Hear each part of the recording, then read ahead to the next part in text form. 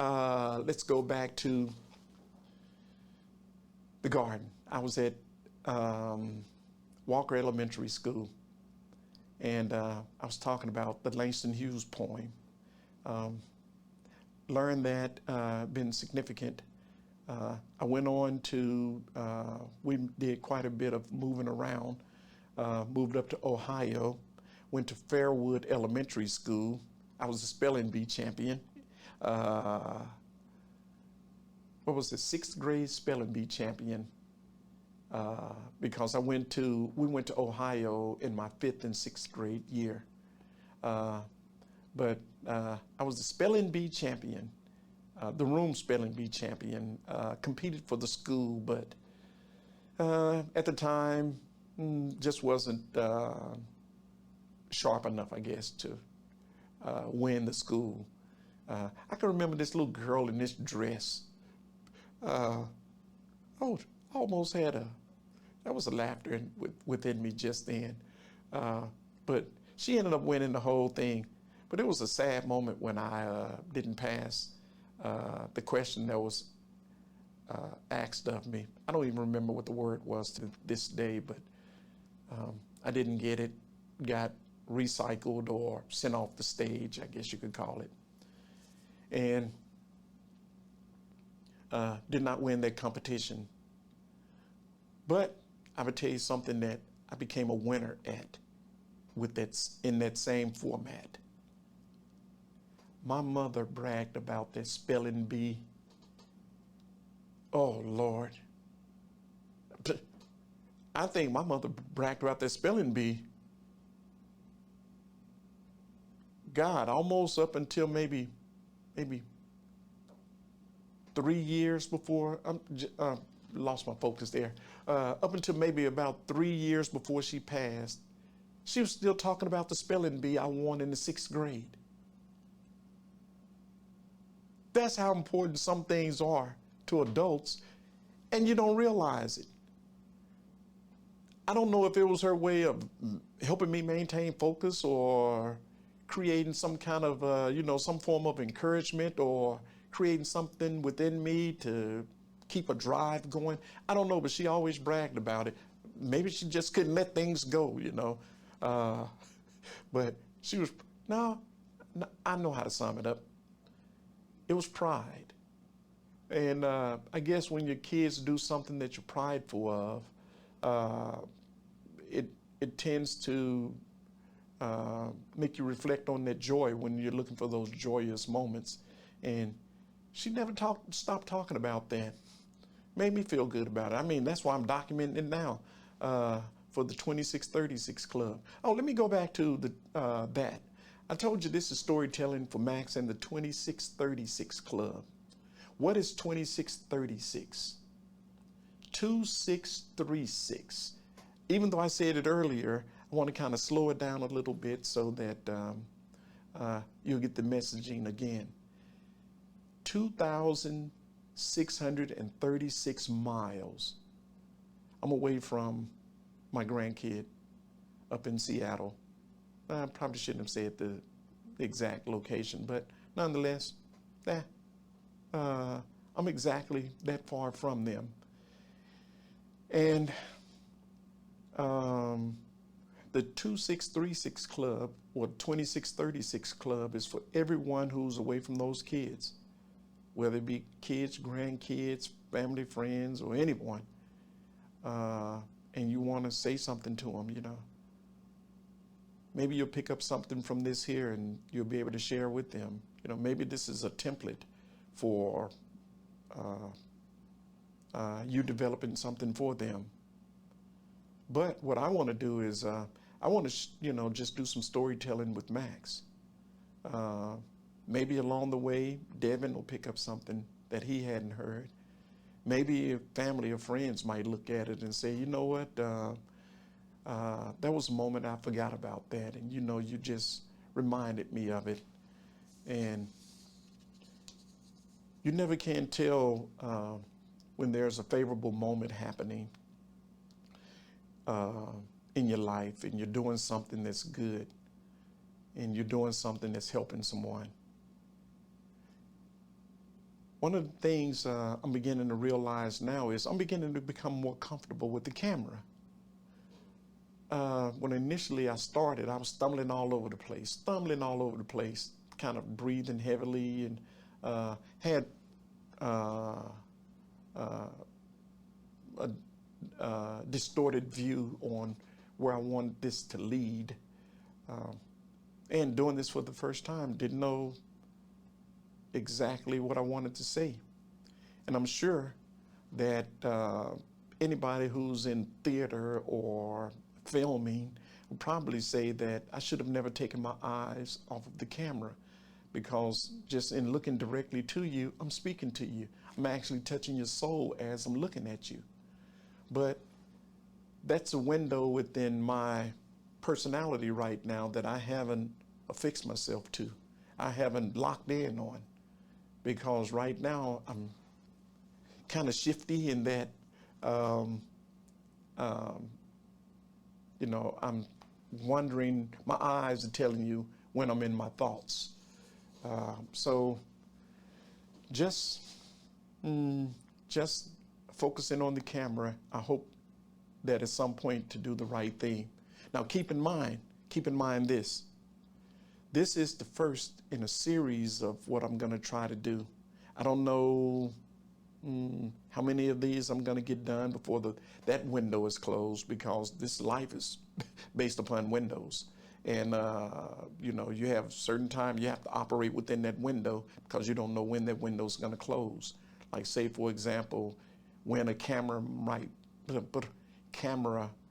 break, or microphone might go down, or space might not be available, or time, time is important too, when you're going to have time to do things.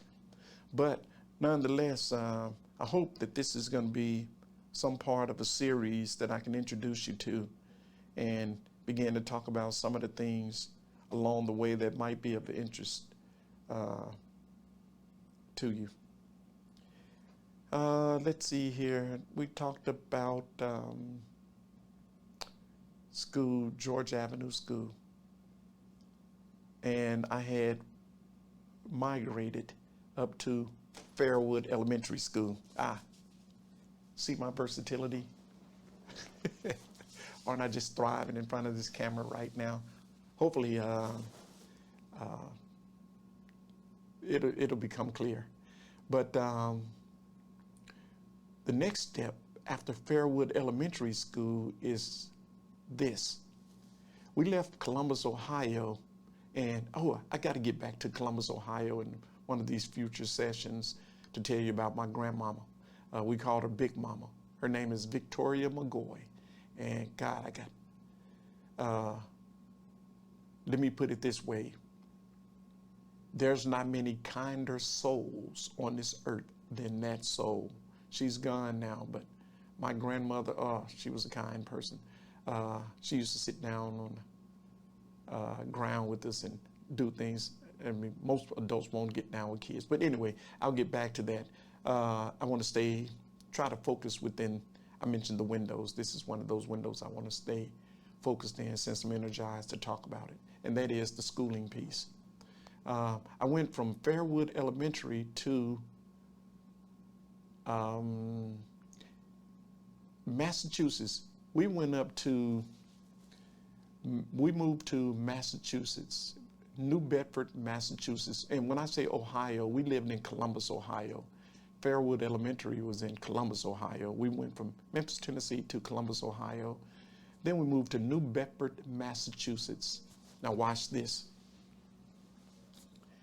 New Bedford, Massachusetts. I went to a school called Indianola, and one day I might do some research on it and find out if it was a Jewish school. But we ended up paying to go to a private school. I mean, life had gotten a little better, but not all that great, But at some point, we started thinking that, a quality education was important. And I say that, I mean, the adults in my life who was raising us. And we went to Indianola school. Well, I take that back. Let me back up to from 6th grade to 7th grade. I have to go back. Before I close that window, let me go back to Columbus, Ohio, Franklin Junior High School. I forgot all about that. We went from Fairwood Elementary from the 6th grade to the 7th grade at Franklin Junior High School. Now, that was intriguing, if I should say. One of the things that I got introduced to at Franklin Junior High School, first time I remember, I came from a Southern tradition. Now I'm in a Northern footprint. Now watch this. I'm at lunch one day, just started school. It's like the 3rd day of school. I think it's about the 3rd day of school because I think the first 2 days I carried lunch, or maybe the lunchroom wasn't open. I think we carried lunches, but this is the 3rd day of school. Strangely enough, I'm in the cafeteria and I'm looking at the kids. They have lunch trays, but on the lunch trays, I'm seeing something that's unfamiliar to me. And the suddenness that it hit my spirit, it almost toppled me over. Watch this. Seems so insignificant, but it was profound in its sense. I'm going through the line and pushing my tray by, and it was a guy named Daryl. I think his name was Daryl. He got a hamburger, and he had gravy poured on top of it. And I'm like, I've never seen that before. That's not embedded within me. I've never seen hamburger and gravy. Okay, the suddenness hit me, but this is where the shock hit me. He had gravy poured over his French fries. And I'm like, hey man, first of all, I had never seen hamburger and gravy and French fries and gravy. This is the very first time. My spirit is awakening. This is my very first time seeing it. I take my tray to the table. I look around me, and it was standard. It was as recognizable as ketchup on a French fry in that environment. And I'm like, my God, this is new. Now, before I left Franklin Junior High School, I fell in love with hamburger and gravy and French fries with gravy poured on top. But that was Daryl. There were 2 significant Daryls in my life because that was the first time. That was a Daryl in junior high. But when I was in high school, I had a friend at Manassas High School named Daryl, who was a good friend. But back to the story, Franklin Junior High School and the hamburgers and gravy and my consciousness being taken to a whole new level. Okay, I'm awakened now, right? Here it is. I'm wide-eyed. I'm looking at this here, learning something for the first time. Hamburger and gravy. Now, the desire to try it came upon me. And a few days later, after I digested everything, learned that there might be a chance that I might like it. And when I say digested, I mean processing the information in my brain instead of digesting like food, you know. But I thought I'd take a chance. Oh, I took a chance. That first day I had hamburger and gravy, and I did gravy on my fries. Fantastic. What's the expression around that? What I'm trying to say to you is that certain things happen to you at certain times in life, and all of a sudden you have an awakening. And it it will stay with you and never go away. And right now, I don't do the hamburgers with gravy because I'm sort of just haven't done it in years. Um, but I'm apt to do it at any time.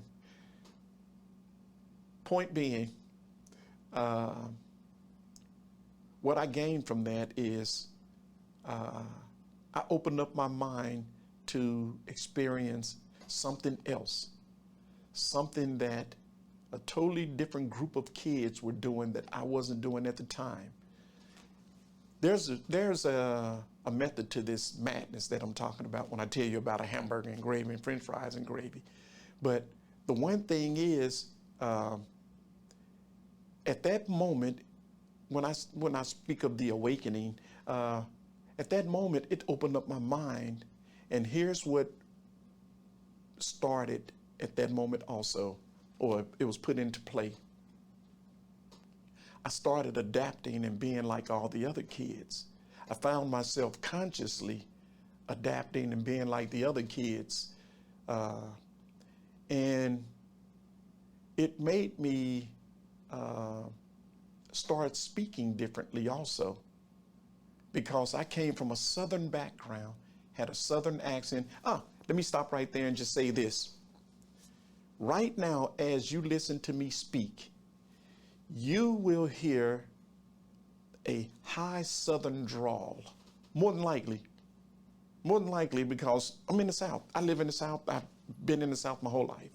For when I say my whole life, I mean, the bulk of all of my years have been lived in the South. So I have a Southern drawl. Now watch this. When I moved up to Ohio, when I came back, we ended up moving up to Massachusetts and developing a different tongue, because the Bostonian tongue is a little different than the Ohioan tongue. And, got a little Boston in me from up there too. But we were only there for a year. But I did, wherever you are, the environment you're in, you start mirroring whatever that environment is, and you start acting just like the people around you. You become who you are, the environment you're in. So I came back to the South, came back to Tennessee, and all right, I'm in the 9th grade now. Now watch this. I'm going to advanced junior high school, and the kids are mocking me. They go, "Oh, you talk real proper.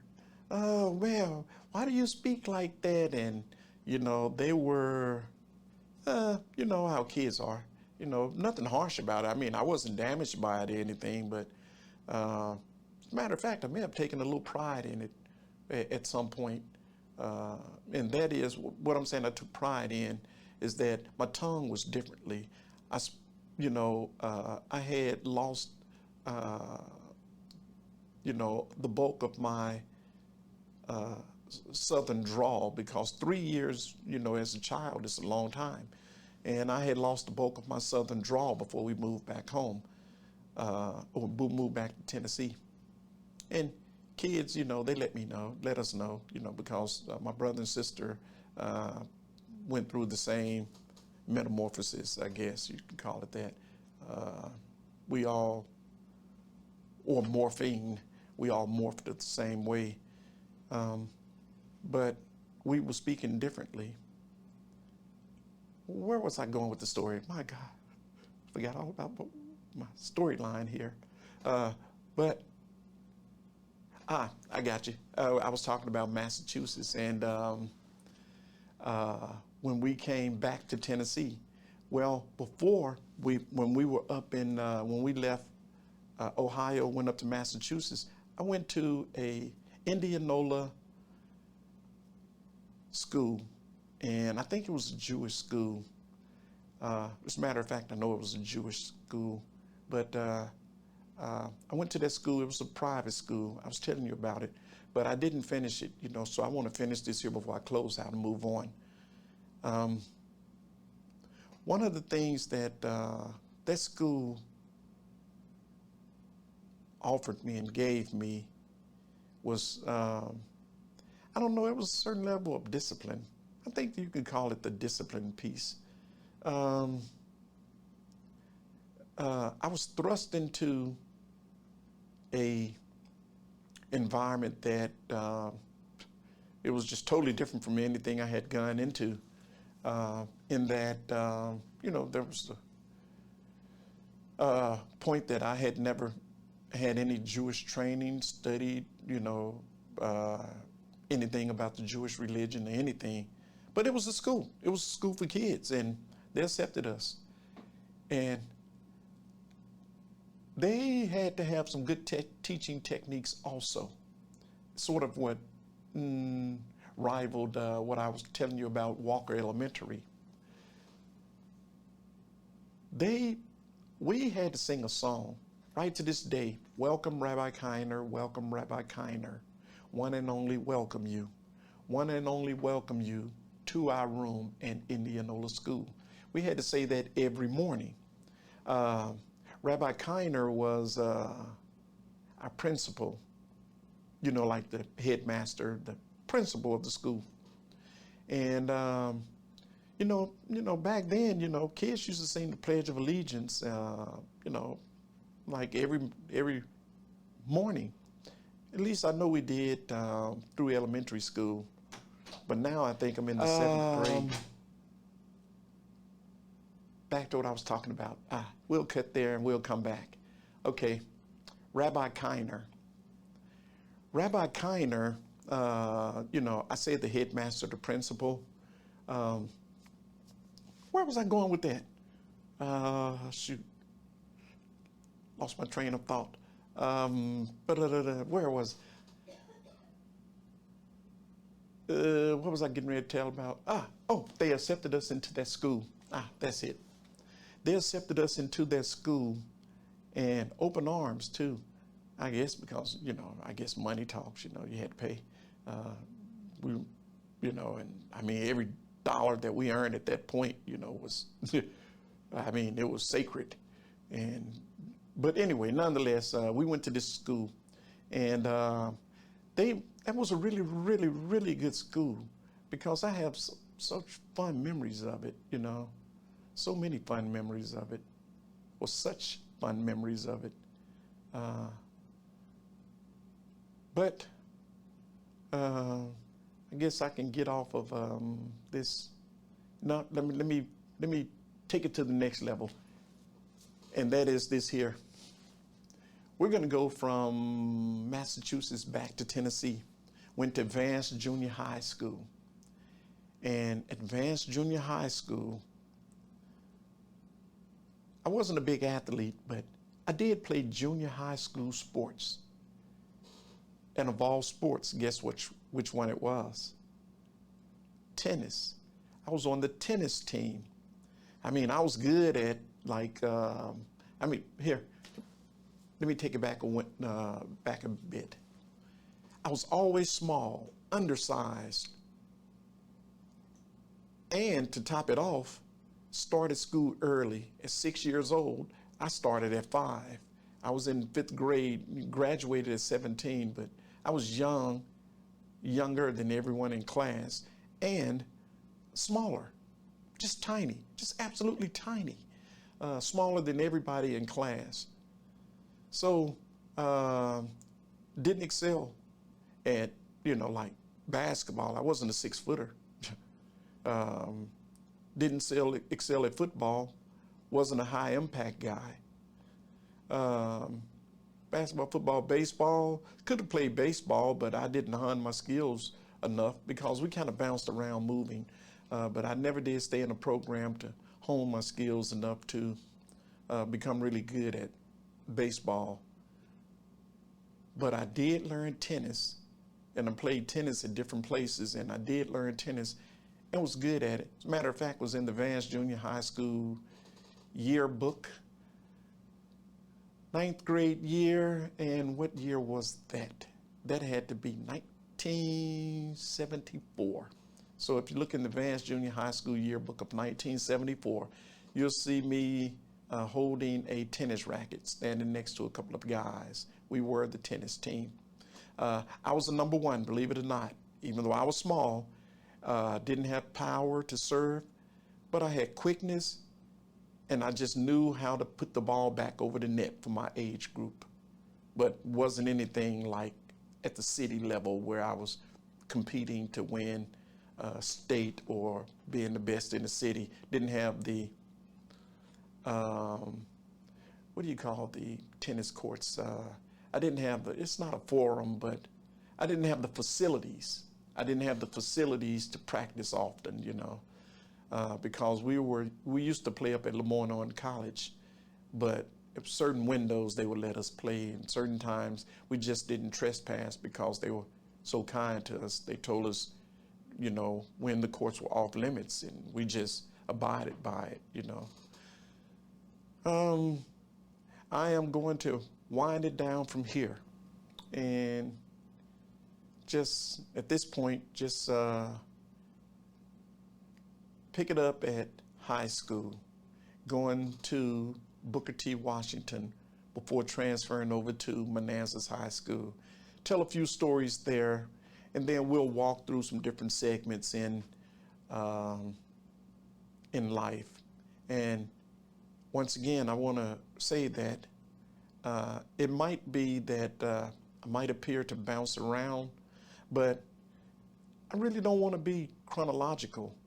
I mean, I want to do things to a point in order, but I also want to feel free to have discussion with you and sharing my thoughts with you. And by doing that, you know, but just, you know, like keeping it mixed up a little bit, I feel like I can venture more into my memory, that if I, you know, if I rattle here, rattle there, get a little bit, come back to the starting point, everything be cohesive at the end. Well, with that said, I want to wrap it up. Just wrap it up there saying that I hope this adventure that I'm taking you on can be one that you can gain something from at some point. If nothing else, maybe you'll learn something along the way. But I hope something comes of it, you know. And this is phase one, step one.